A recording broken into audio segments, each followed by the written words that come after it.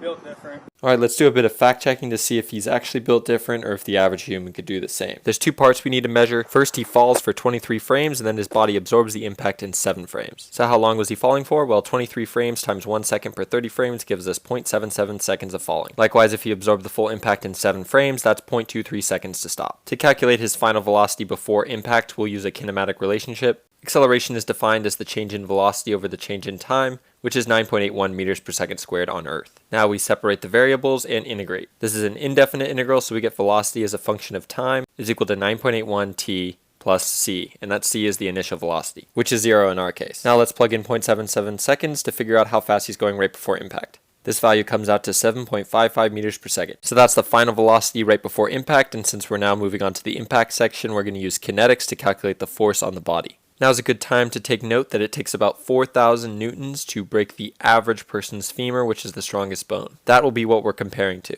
Anyway, now we'll use Newton's second law, again replacing acceleration with the time derivative of velocity. Just like we did before, multiply the dt to both sides, and we get f dt is equal to m dv, which we can now integrate. This will be a definite integral from 1 to 2, where 1's the starting point before impact and 2 is after impact. Is the mass of Mr. Built Different a function of velocity? Well, unless he's burning some crazy amount of calories on the way down, no, it's just a constant and we can take it out. Now we evaluate our definite integral and we can write it as m delta v. The left-hand side of this equation isn't quite as obvious. Is the force a function of time? Let's use a force versus time graph as a tool to help us understand this question. So we're looking at the force with respect to time from 0 to 0.23 seconds when he finally stops. So we're asking, during this impact, was the force changing with time? If we had force transducers on him, would it be a large force at the beginning and less later? Or would it be the other way around? Since we don't know, the best thing to do is to assume that he somehow distributed the force evenly over time. And the total area under this curve represents the momentum change. We'll talk about that in a sec. Since the force here is the same here, the force is constant and we can take it out of the integral just like we did on the right hand side. What we're left with is the force times the change in time. Now we can solve for force, but this force is actually the average force, which happens to be the maximum in our example. The dude in the video is pretty short, no offense, so I'm going to guess around 60 kilograms. I could be off though.